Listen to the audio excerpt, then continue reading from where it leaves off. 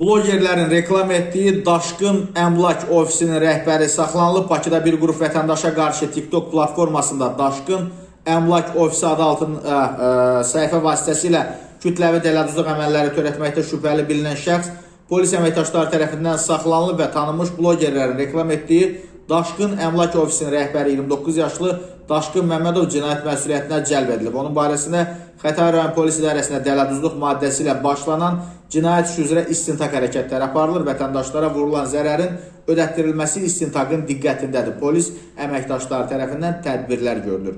Qeyd edək ki, Bakıda bir qrup vətəndaş alqı-satqı şirkətinin TikTok reklamlarına inanaraq ev almaq istəyib, lakin dələduzluqla üzləşdiklərini bildiriblər. Onlar Daşqın Əmlak ofisi adlı şirkətin onların külli miqdarda pulunu mənimsədiklərini iddia ediblər. Həmin şirkətin rəhbəri Daşqın Məmmədov isə sakinlərin şikayətlərinə cavab veriləcəyini və onlardan alınan pulların mərhələli şəkildə geri ödənəcəyini bildirmişdir.